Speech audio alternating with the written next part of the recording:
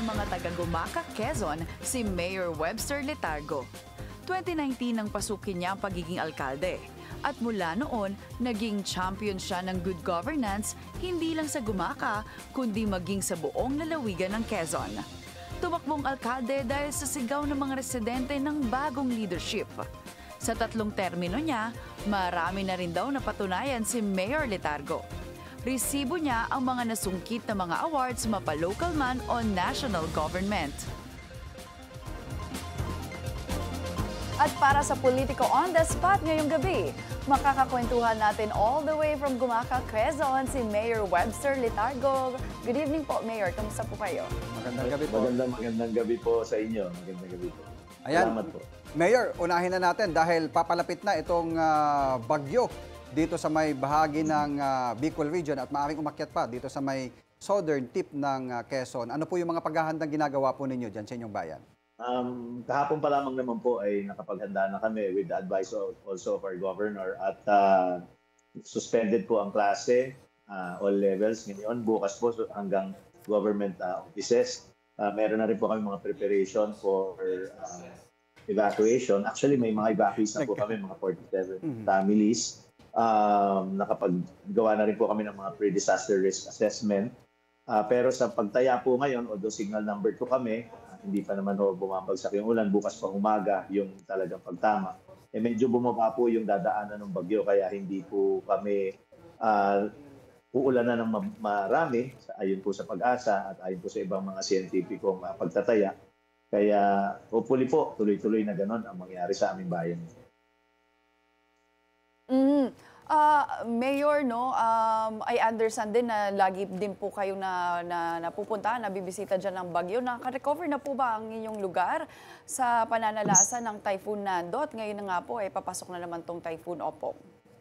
Opo, ito po ay actually panahon ng pagbagyo. Kaya lagi naman ho kami, actually our MDRRM ay multi-awarded. We are fully functional ang aming MDRRMO and we're trying to reach po yung beyond compliant at para ho talagang mas handang-handa kami na meron na ho kaming emergency operating center at mas madali ho kami makakaresponde. Yung nakikita niyo mga pagbahang ganyan, yan po ay amin pong pinipilit masolusyonan. Meron po kaming paaralan na para siyang catch basin ng tubig. Kaya po talagang tinatamaan po ng mga ganyan. Basta umulan lang ho. Ulan lang ho, hindi ho basta bagyo, kundi ulan. Binabaha po yung lugar. Binabaha na talaga, oo. Pero meron bang mga dyan, mga flood control projects na ginawa dahil madalas nga kayong binabaha? Opo.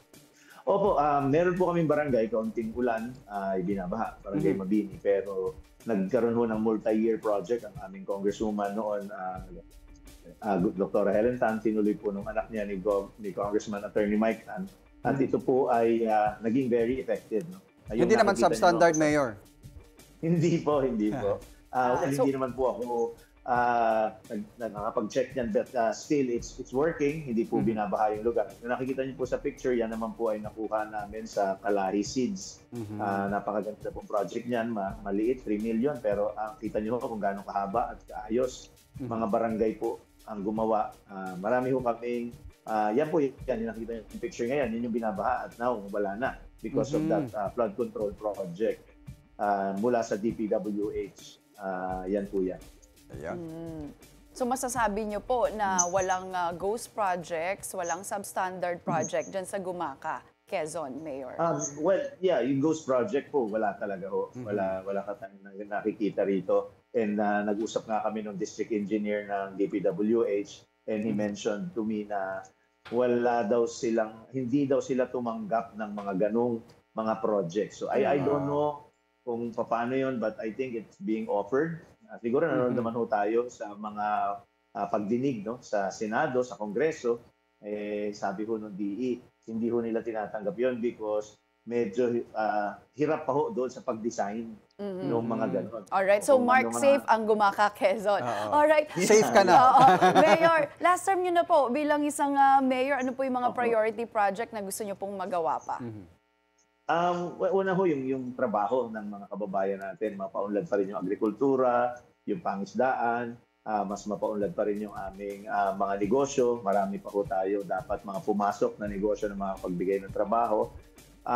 Mas mapaisaayos pa ang mga kalsada pamunta sa farm to market roads namin.